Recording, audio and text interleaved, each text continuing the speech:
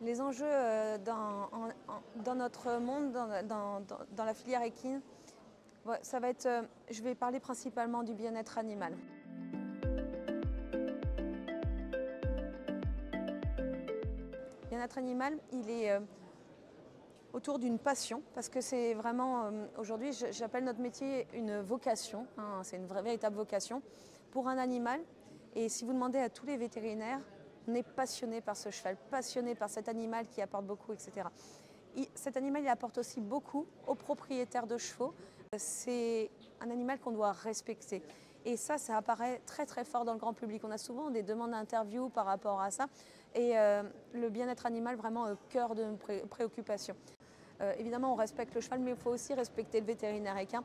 On sait que voilà, le moral, d'une façon générale, des vétérinaires est un petit peu difficile. Je vais parler en tant que au niveau personnel, moi je suis une vraie passionnée par mon métier, mais c'est vrai qu'il y a des côtés difficiles dans le métier, notamment pour assurer les urgences, pour assurer la PCS, la permanence et continuité de soins. Et ça, je crois que ce soit la VAC, SNGTV avec l'Ordre et avec le SNVL, il faut qu'on réfléchisse à comment est construite la PCS d'aujourd'hui et comment la PCS de demain sera construite. Il y a un point particulier en équine, je vais en parler. Je ne vais pas cacher les mots, c'est les impayés. Et ça, j'aimerais, et c'est ce que j'ai dit à l'Ordre, qu'on soit aidé.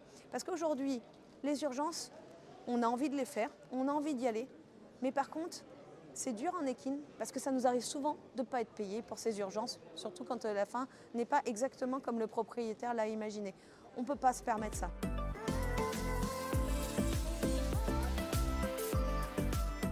Un autre enjeu important, c'est le sanitaire d'aujourd'hui, le sanitaire de demain. On a des chevaux qui se déplacent de plus en plus. On a ces changements climatiques qui font que ces maladies infectieuses évoluent. On voit notamment avec le West Nile.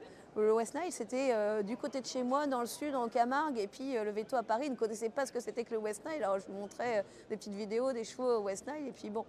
Et puis ça monte. Alors c'est passé par Bordeaux, et ça y est, on a des cas à Paris, il y a des cas en Normandie. Voilà, il va falloir agir. Alors, la vaccination, évidemment, la vaccination West Nile est active, mais aussi surveiller comment ça se passe, parce qu'il y a un impact. Le cheval ne peut pas transmettre la maladie à l'homme, hein, on le sait tous.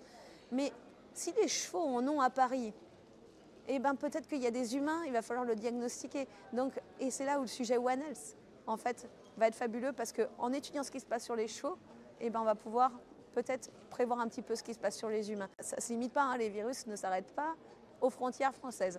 Il faut qu'on réfléchisse aussi même avec l'Europe, avec le monde entier, pour voir comment essayer d'agir au milieu. J'ai été très marquée cet hiver par cet épisode de rhinopneumonie.